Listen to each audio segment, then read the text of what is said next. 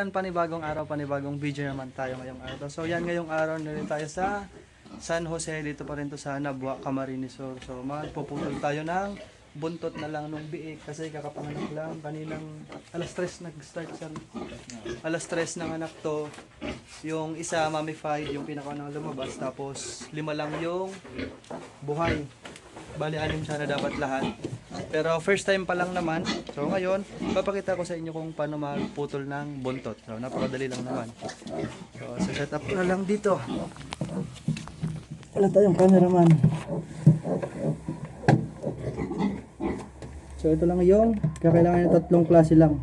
Pang-ipit, pang-putol at combinix.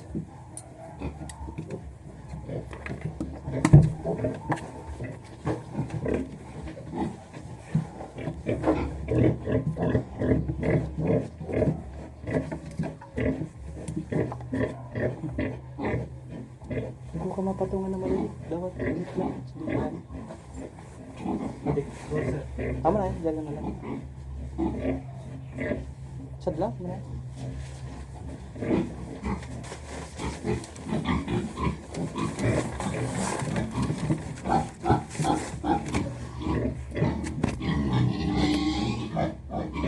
So, forceps muna.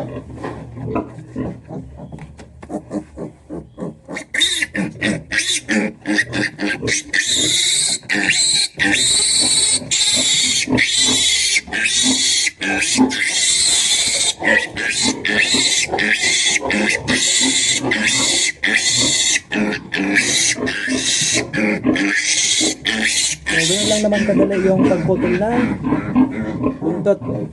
So, yung purpose naman nun is para hindi messy kapag malaki na, pag puro tayo yung kulungan, pag wiggle ng buntot, hindi titilamsik sa'yo yung mga dumi na nakadikit sa buntot.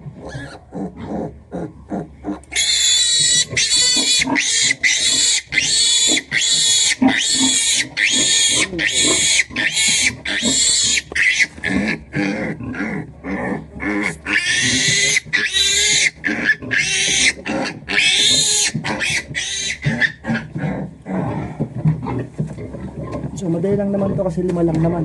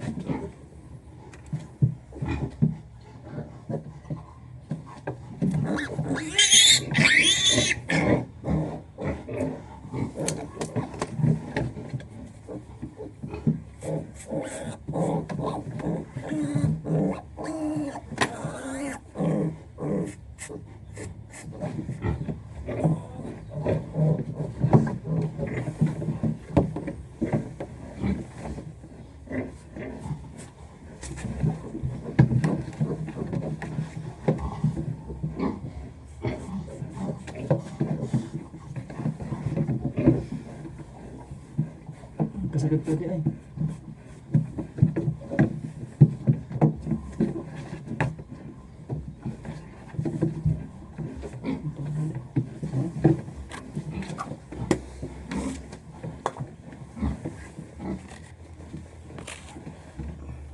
So yan, ito na yung buntot nila 5 piraso.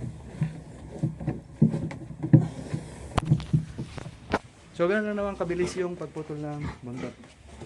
So ayan na sila. Masilaw, hindi kita. So yan, next destination na tayo. So So yan, ganun lang naman kabilis yung pagputol ng buntot. So tatlong klase lang yung ginamit natin. Itong forceps, itong gunting na walang talim, may clip pang ipit doon sa buntot. Tapos ito yung pamputol ng kuko ng aso. Yan, nilahalis lang to. So ito na yung ginamit natin. Issue na to sa atin ng company. So ito na yung ginagamit natin. Tapos syempre, yung Combinex wound spray. So mas maganda kasi yung ganitong Combinex kaysa doon sa isa, yung sa Quick Heal. Mas matapang kasi to, so mas may iwasan talagang langawin. So ito lang naman. Tapos sunod na tayo, mag-i-AI na naman tayo. So saka na tayo magbibideo ng maayos pagdating sa mga AI pag ka-close na natin ng maayos yung mga kliyente natin, kasi nakakahiya na nasa trabaho nagbibideo, baka isipin hindi ginagawa ng maayos yung trabaho. So syempre kailangan natin siguro, so magliligpit na ako nitong gamit, tapos salis na tayo. So ito lang naman yan.